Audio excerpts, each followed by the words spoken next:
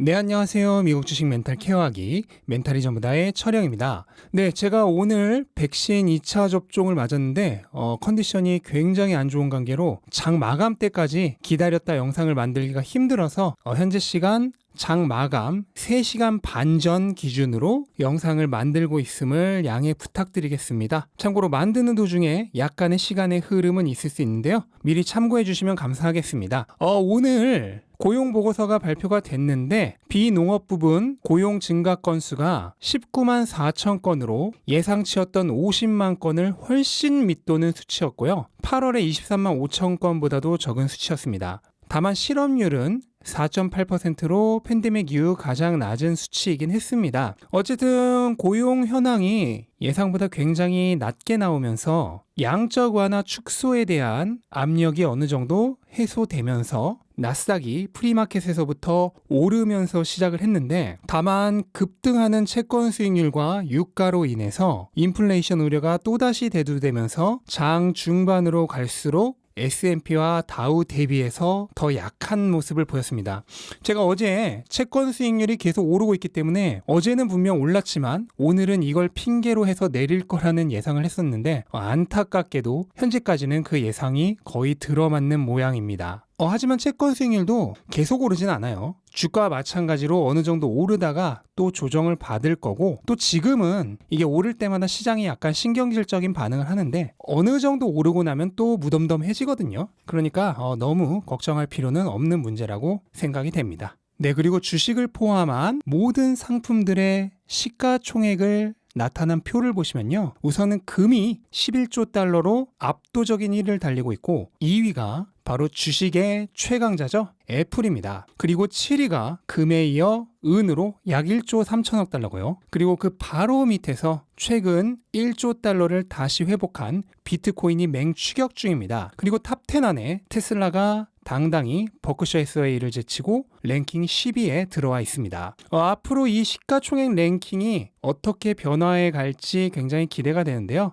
분명 4차 산업혁명 시대에 맞게 2030년을 향해 가면 갈수록 이 랭킹은 분명 바뀔 겁니다. 참고로 저는 2030년이 가까워 오면 위에 있는 넘버 1, 2, 3가 충분히 바뀔 가능성이 굉장히 높다고 생각을 합니다. 네, 그리고 SEC가 비트코인 관련 기업들로 구성된 ETF를 승인했습니다. 이 ETF는 암호화폐 자체를 거래하는 ETF는 아니고요. 암호화폐와 관련 있는 기업들을 모은 ETF입니다. 그래서 펀드 이름은 볼트 비트코인 레볼루션 ETF라는 이름이고요. BTCR이라는 티커로 거래가 됩니다. 여기에는 마이크로 스트래티지나 테슬라, 페이팔, 스퀘어처럼 비트코인을 매수한 기업들, 그리고 비트코인과 관련 있는 미국에 상장된 기업들로 펀드가 구성될 예정이라고 하는데요. 사실 얼마 전만 해도 이러한 펀드는 승인이 날 가능성이 거의 없었죠. 근데 얼마 있으면 비트코인 선물 ETF가 곧 승인이 날 걸로 시장이 기대하고 있는데, 거기에 한 발 앞서서 관련 기업들에 대한 ETF가 먼저 승인이 된 거고요. 향후 SEC의 행보를 어느 정도는 예상해 볼 수 있는 모습이었습니다. 네, 그리고 오늘은 다른 기업들은 다 건너뛰고 바로 테슬라 얘기로 넘어가겠습니다. 테슬라는 제가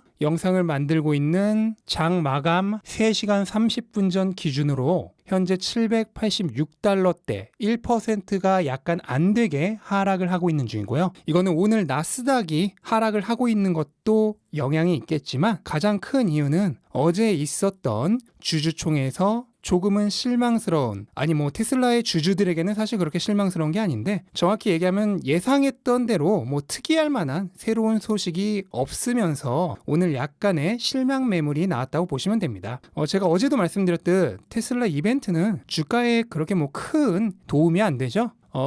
그런데 이번에도 또 이 주주총회에서 무언가 호재를 기대하고 들어왔던 단타 투기 세력들이 나가는 모습이라고 생각을 하시면 되겠습니다. 그래서 중장기적인 주가 흐름에는 그런 사람들이 나가주는 게 오히려 도움이 되는 것이고요. 주가는 실적에 기반해서 차근차근 올라가는 게 가장 좋습니다. 그 전형이 바로 마이크로소프트와 구글이죠. 그렇지 않고 일시적인 호재 등으로 인한 급등은 투기 자금이 몰려들기 때문에 나중에 오히려 주가의 변동성 실적만 키우는 요소가 됩니다. 그래서 지금 계단식으로 차근차근 상승하고 있는 모습이 어떻게 보면 가장 바람직한 주가 흐름이라고 얘기할 수 있겠습니다. 네, 어쨌든 어제 있었던 주주총회에서 나왔던 얘기들을 좀 정리를 해보자면 굉장히 많은 얘기가 있었지만 다 전달해드리기에는 조금 의미가 없을 것 같고 중요했던 내용만 간추려서 말씀을 드리겠습니다. 우선 첫 번째로 기대했던 주식 분할은 당분간 없을 것이라는 사실을 일론 머스크가 확실히 했습니다.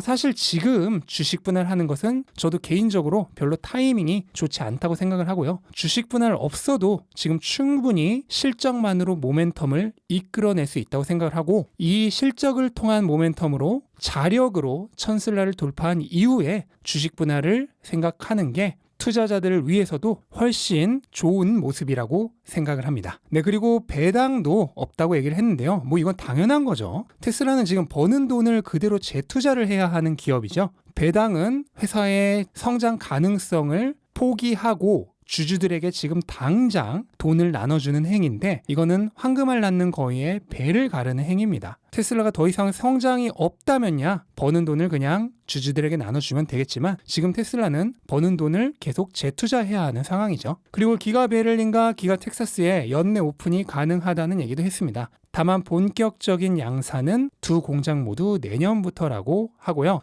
사실 모두가 예상했던 스케줄이라 특별한 건 없습니다. 그럼에도 불구하고 더 지연되지는 않을 거란 걸 확인시켜 준 것이기 때문에 좋은 소식이라고 생각을 합니다. 네 번째로 새로운 공장에 대한 부지 선정은 내년부터 할 것이라고 합니다. 그렇게 되면 공장 건설은 빨라야 2023년부터가 될 건데요.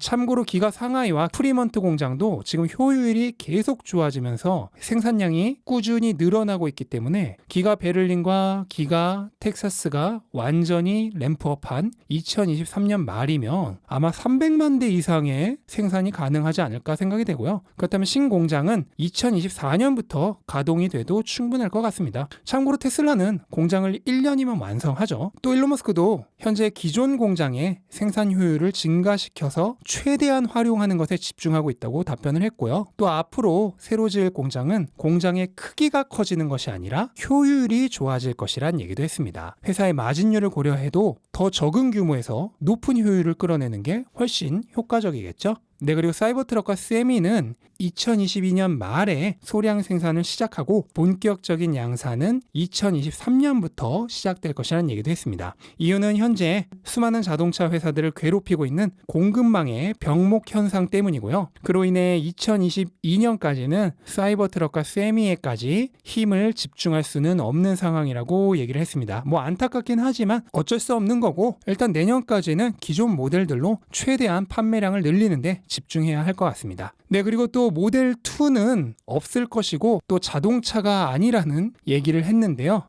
이거는 기가 텍사스에서 ATV를 만들 수 있다는 얘기도 했는데 그럼 모델 2가 ATV가 되는 건 아닐까 하는 개인적인 생각도 해봤습니다. 어쨌든 소형 모델 자체는 나올 것인데 이게 이름이 모델 2가 아니라는 거는 확실히 했고요. 현재 많은 사람들이 예상하고 있는 모델명은 테슬라 베어 세력을 뜻하는 테슬라 Q를 날려버리기 위해서 모델 Q로 하지 않을까 하는 의견들이 나오고 있습니다. 또 미니버스에 대해서도 직접적으로 대답하진 않았지만 시간이 지나면 거의 모든 형태의 차량을 만들게 될 거라는 대답을 했습니다. 참고로 누군가가 전기 비행기는 안 만드냐라는 질문에 아마도 언젠가는 이런 애매한 답변을 했습니다. 네, 그리고 마지막으로 본사를 캘리포니아의 로스앤젤레스에서 텍사스의 오스틴으로 이전할 것이란 것도 얘기를 했습니다. 다만 본사 위치가 변경된다고 해서 캘리포니아에 있는 공장들의 규모가 축소된다거나 하는 건 아니고요. 프리먼트와 네바다 공장은 오히려 운영 규모를 50%까지 늘릴 계획이라고 얘기를 했기 때문에 단순히 본사만 이전되는 거라고 생각을 하시면 되겠습니다. 네, 대략 주주총에서는 이런 얘기가 나왔고요. 단기적인 투자자들이 환호할 만한 내용은 없었던 게 맞습니다. 하지만 장기 투자자들에게는 지금 테슬라가 제 갈 길을 제대로 가고 있다는 것을 다시 한번 확인시켜준 굉장히 의미 있는 주주총회였고요. 저는 어제 테슬라가 설명해준 이 내용들에 굉장히 만족스러운 평가를 하고 있습니다. 네, 그리고 카나코드에서 테슬라의 목표 주가를 $768에서 $940로 올렸고 매수 등급을 유지했습니다. 카나코드는 테슬라의 최근 강한 인도량과 증가하는 그로스 마진을 기반으로 목표 주가를 상향한다고 얘기를 했습니다. 네, 그리고 이거를 실제로 확인할 시간이 얼마 남지 않았습니다. 실적 발표일이 10월 20일 수요일 장 마감 후에 하는 것으로 확정이 됐습니다. 인도량은 이미 나와 있지만 실적 발표는 대단히 중요합니다. 이미 몇 차례나 말씀드렸지만 다시 한번 반복해서 강조를 하자면요. 우선은 지금 카나코드가 목표 주가를 $940로 올리면서도 말했듯 테슬라의 마진 증가가 투자자들에게 굉장히 중요한 요소입니다. 그래서 테슬라의 수익성을 실제로 입증해야 하고요. 또 그게 입증되면 기관들이 이번 카나코드처럼 테슬라의 목표 주가를 줄 상향할 것입니다. 그리고 그렇게 되면 또 뛰어난 수익성과 재무제표를 검증해주면 신용등급도 상향될 것입니다. 그래서 이 세 박자가 모두 갖춰지는 순간 전고점을 돌파해서 천슬라를 향해 다시 달려나갈 수 있지 않을까 생각을 합니다. 네, 오늘은 몸이 좀 안 좋은 관계로 이 정도로 마무리를 하겠고요. 제가 영상을 만든 시점에서는 아직 장이 3시간이나 남았는데요. 부디 장 마감으로 갈수록 주가가 말아 올리면서 끝나기를 한번 기대해 보고요. 뭐 그렇지 않다 하더라도 또 다음 주를 기대하면 되겠습니다. 주말은 즐겁고 행복하게 보내시길 바라겠고요. 오늘 영상은 이것으로 마치도록 하겠습니다. 영상 도움되셨다면 구독과 좋아요 부탁드리고요. 즐거운 주말 되시기 바랍니다. 감사합니다.